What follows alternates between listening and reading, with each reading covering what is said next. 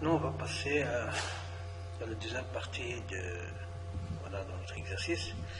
Et on va entamer la troisième question. Montrer que la matrice GOAS est diagonale. Voilà, donc on va retracer encore une fois notre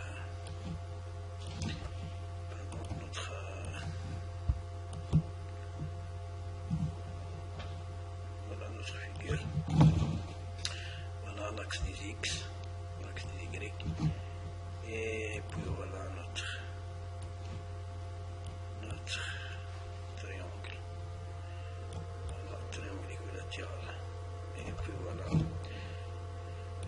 Donc ici O1, ici l'axe des X, ici Y. Et voilà. Donc troisièmement, montrer que la matrice d'inertie de ce solide est diagonale. Alors, il y a un théorème très cool qui dit que c'est un solide, donc notre solide c'est celui-là, donc c'est S admis, donc on va l'écrire S admis, donc admis un axe de révolution matérielle, de révolution matérielle. Voilà. Alors donc, si S, donc un solide admet un axe de révolution matérielle, alors la matrice d'inertie,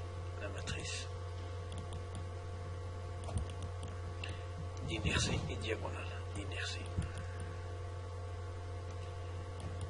donc l'inertie est diagonale,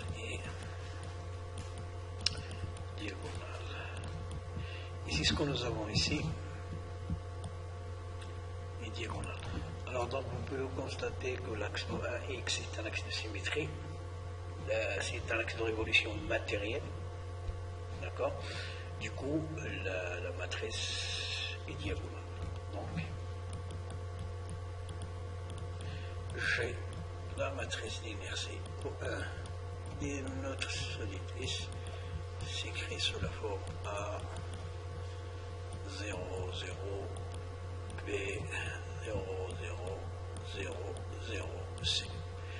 Donc tous les produits d'inertie sont nuls à part la diagonale, donc les coefficients de la diagonale qui sont différents de 0. Voilà, donc c'est très simple comme question. Alors maintenant on va partir à la quatrième question, calculer les moments d'inertie A, B et C en fonction de M et de H. Alors là je vais essayer d'aller tout doucement. Voilà, je ne vais pas me précipiter. Voilà, donc je vais faire les choses à l'aise. Ok, donc A. On commence par A ou par B, c'est la même chose. Donc d'accord, ok. On va commencer par A. A qui est égal à IXX. Donc c'est le moment d'inertie par rapport à l'axe XX. Alors donc voilà notre axe. XX. Alors donc il faut toujours faire attention, il faut bien prendre le soin de bien choisir une méthode adéquate qui va vous permettre de calculer le moment d'inertie sans difficulté. Voilà. Alors moi ici on me demande de calculer le moment d'inertie. Alors ici j'ai un triangle, car le moment d'inertie dépend de la distance par rapport à l'axe, l'axe, et la forme de notre solide, et quoi encore, et la masse. D'accord. Alors ce que je vais faire, c'est que je vais prendre des slices en anglais ou des slices, je ne sais pas comment on dit en français, des tranches si on peut dire, voilà, je vais découper notre triangle en tranches horizontales, voilà, entre parenthèses, et chaque tranche a donc une masse dm, d'accord. Et tous les points de ce dm, de cette masse élémentaire, donc vous voyez bien qu'ils sont à une même distance de l'axe xx ou 1x. Donc, alors cette distance-là, on va l'appeler y. Donc c'est la distance qui sépare dm de l'axe, c'est la projection orthogonale. Donc c'est la distance orthogonale qui sépare la masse dm par rapport à l'axe, et c'est même ça la définition. Donc il serait égal à ixx. L'intégrale, la distance qui sépare, c'est celle-là, donc c'est y au carré, c'est la distance, donc la distance qui sépare dm de l'axe x, et on intègre, voilà, donc dm, d'accord, c'est la distance qui sépare dm, la distance au carré qui sépare, donc di est égal à dx, donc est égal à r au carré dm. Voilà, avec r c'est la distance, c'est la distance orthogonale qui sépare dm de l'axe de l'axe. Alors, du coup, ce dm là, donc il admet une surface ds. Alors ce ds, alors c'est ds. Alors ici c'est dy, alors multiplié par cette distance là, voilà, j'ai ici, alors donc c'est les dm infinitésimales, donc j'aurai des tranches comme ça, très fin, qui aura une surface de dy, voilà, c'est cette longueur là fois cette longueur. Alors cette longueur ici j'ai h, donc c'est h moins cette longueur, donc ce côté, ce qui est x, donc ça est égal à ça moins x. Ok, donc on va remplacer, donc est égal, et je vais multiplier par 2, d'accord, car je vais intégrer tout simplement, je vais travailler tout simplement le premier rectangle, le premier triangle. Voilà, donc c'est 2 fois, alors y au carré, alors dm c'est sigma 10, et ds c'est quoi, c'est h moins x, et multiplié par dy. Alors je vais intégrer par rapport à y entre 0 et 1 sur 2, 0 et 1 sur 2. Ok, alors donc j'ai dit entre 0 et 1 sur 2. Voilà.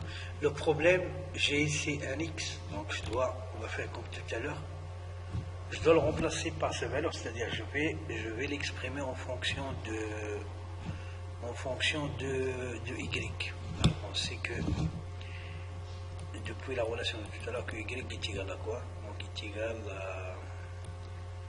à 2 c'est non, c'est pas 2, c'est a c'est à 2h x, du coup x est égal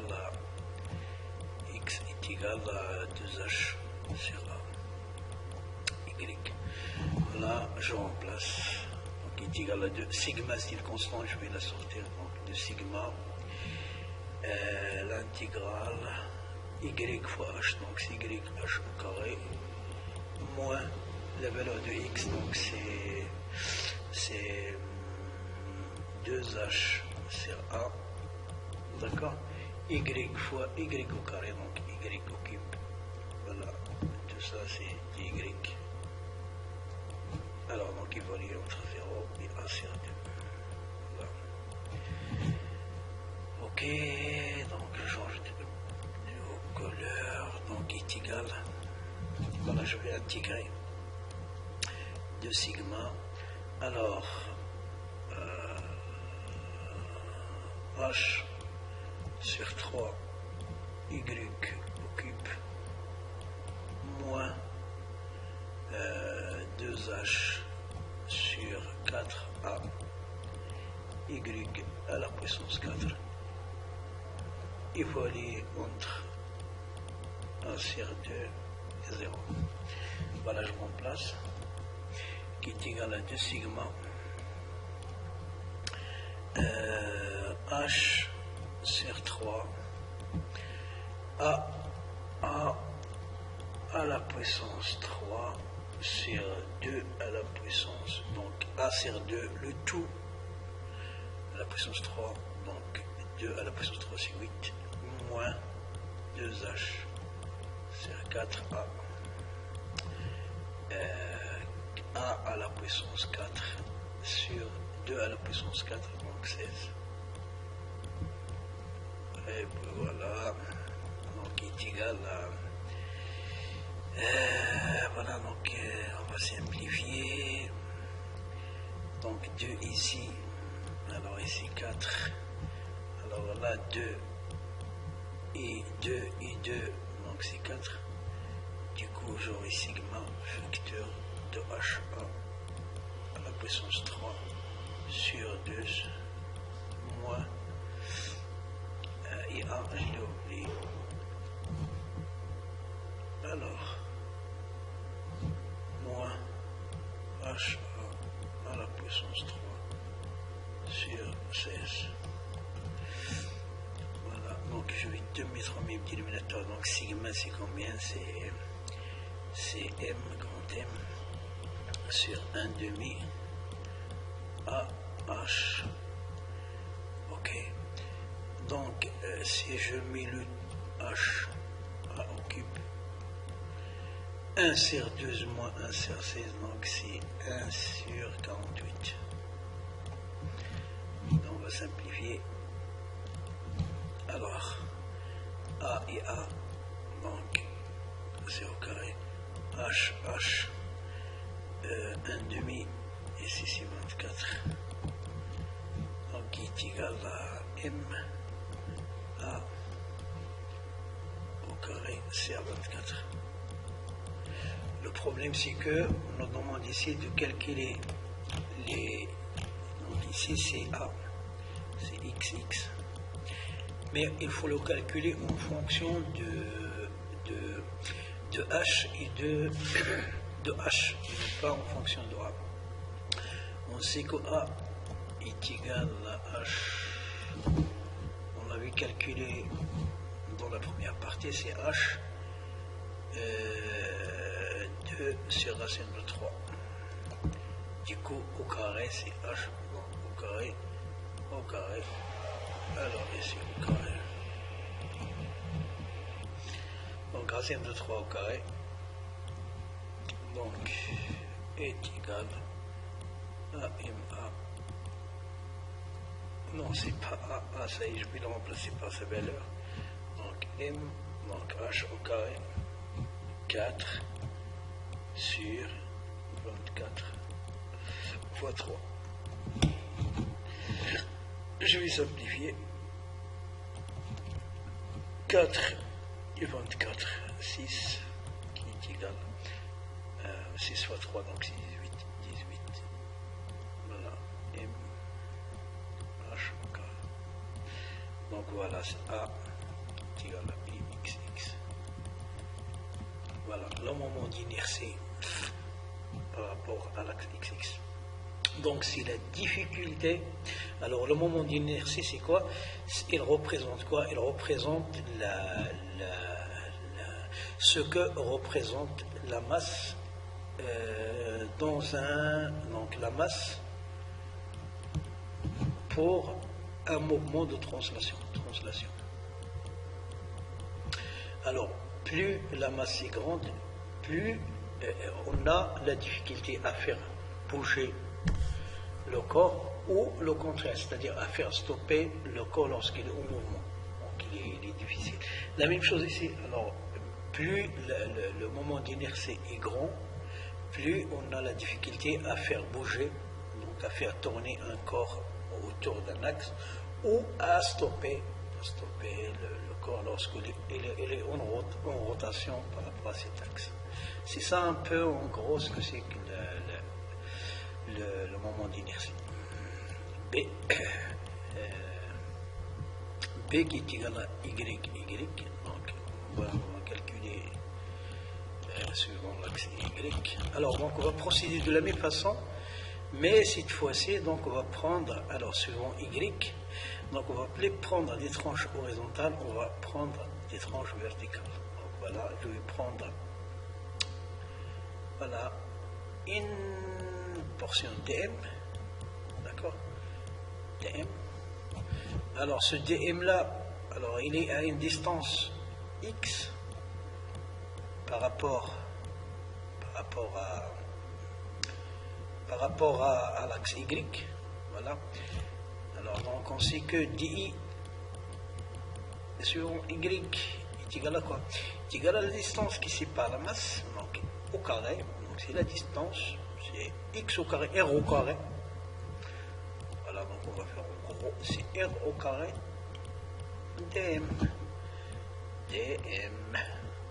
Alors si j'intègre, voilà, j'obtiens y est égal, et r de notre cas, r ici c'est quoi? C'est combien? C'est x, c'est la distance.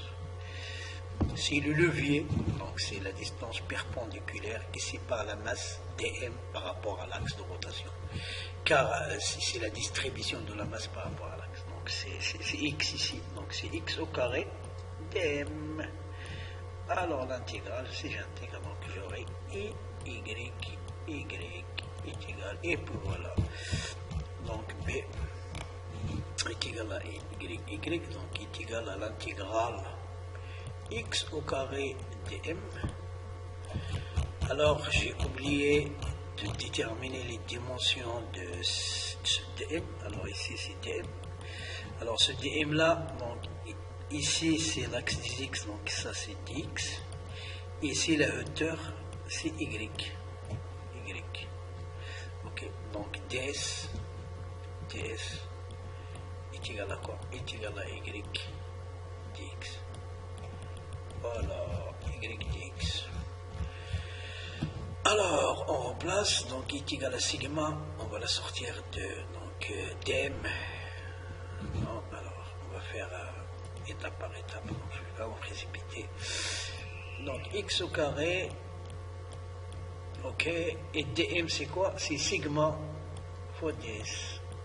Et voilà, donc sigma, c'est une constante, donc sigma x au carré, et ds c'est quoi? C'est y dx. Encore une fois, j'ai ici un petit problème, y, voilà. Ah, attention, là j'ai oublié un 2 là, c'est 2 fois, car je ne vais pas, je vais calculer tout simplement cette partie, donc la distribution, les moments d'inertie, tout simplement de ce demi-triangle. Voilà. Et puisque j'ai ici deux figures identiques, donc je vais tout simplement calculer une et étendre l'autre en multipliant par 2. Voilà, étendre la première en multipliant par 2. Voilà. Et je vais remplacer y par sa valeur. Voilà, donc 2 sigma. Alors x et y c'est quoi? C'est y c'est quoi? Donc c'est a sur 2h x fois x, donc c'est x cube dx. Et x il est évalué entre 0 et h. Alors ici j'ai pas bon, moi c'est pas grave. Voilà, donc voilà, on peut faire un cercle solide, voilà. Voilà. Mais bon, c'est pas grave. Donc est égal. Alors, on va voilà, donc 2 sigma sur tout ça, c'est des constantes, donc A 2h. Ok. Alors donc, qu'est-ce qu'il me reste là? Il me reste x cube dx. Voilà. Ouais, c'est ça. X cube dx. Alors, 2, 0. H. Voilà, qui est égal. Donc, simplification. 2 et 2. Sigma. Alors, donc, qu'est-ce qu'il me reste? Sigma A sur H. X. Voilà, à la puissance 4 sur 4. Qui est égal à évaluer, bien sûr, entre 0 et H. Voilà. Donc, qui est égal à sigma. Alors, sigma, c'est quoi? C'est la masse M sur 1/2. 1/2 quoi? A. H fois H, donc c'est H au carré. Ok, H au carré. Donc X à la puissance 4, donc c'est H à la puissance 4 sur 4. Donc qui est égal à quoi? Donc on va simplifier. Alors ici 1/2, ici donc il reste 2. Alors qu'est-ce que j'ai oublié? Alors j'ai oublié ici un A, je ne l'ai pas écrit, donc ça va là. Alors, je vais l'écrire, donc A et A ensemble.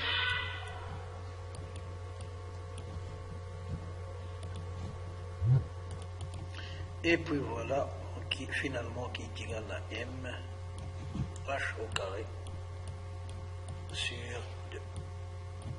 Ok. Alors, qu'est-ce qu'il nous reste? Qu'est-ce qu'il nous reste à calculer? Il nous reste tout simplement à calculer EZZ.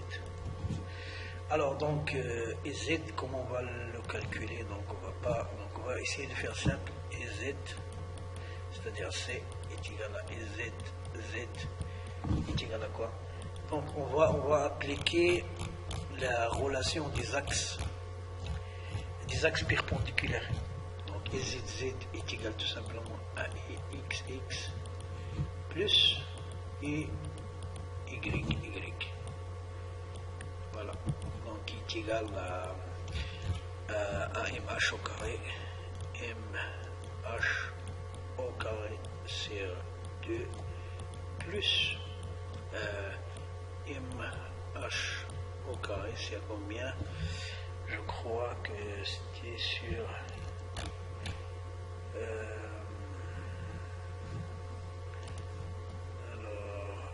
c'est à 18. C'est à 18. Il est là. Donc c'est à 18. C'est à 18. Donc il est égal à. Ou à 2 mètres toi, donc 9. MH au carré plus MH au carré sur 18. Voilà qui est égal à, on va simplifier. Donc c'est 10. 10, donc c'est 5 MH au carré sur 9. Voilà pour la 4e question. Et il nous reste les cas, voilà. Ok. Donc à la prochaine vidéo. Inch'Allah, je vais m'arrêter ici. Je crois que oui.